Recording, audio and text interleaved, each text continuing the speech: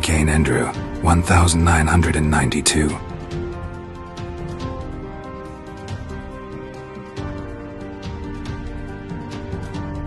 Technology developed for the U.S. space program is being put to use on Earth, helping the state of Florida recover from one of the worst hurricanes it has ever encountered.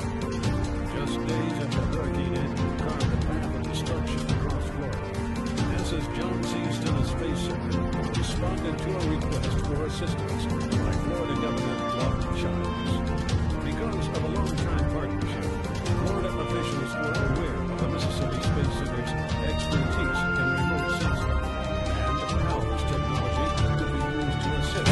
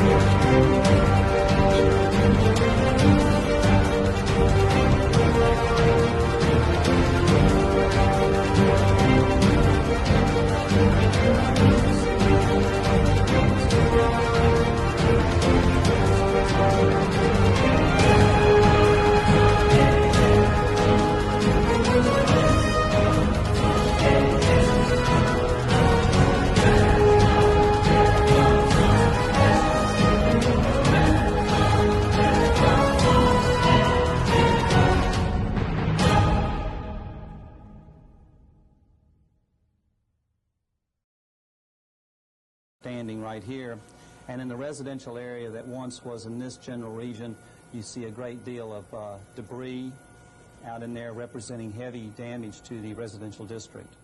These maps provided vital information to the frontline disaster assessment and relief teams. Knowing which areas needed immediate attention and which roads were passable or piled high with debris gave workers the help they needed to speed up the distribution of relief supplies. The color infrared imagery is also being used to study the storm's impact on the state's important natural resources. Officials are using the information to study beach loss, erosion, and damage done to the mangrove areas. In this image, which is a pre-Andrew or before the hurricane, the red tones here are lush, healthy green vegetation. Over here is the after hurricane photography, and as you'll notice, there are no red tones, indicating that all of the green leaves have been stripped from the trees. The trunks are laid over in the direction of the wind, and that all we really have left here are some short, low-lying grasses. The mangrove forests are important because they form a natural buffer against tidal surges which are driven in by hurricanes and the high winds. They protect communities that lie inland from coastal areas. Color infrared photography and digital scanner imagery are important tools in disaster assessment. Both are crucial in solving immediate problems, but the digital data will be used for long-term planning.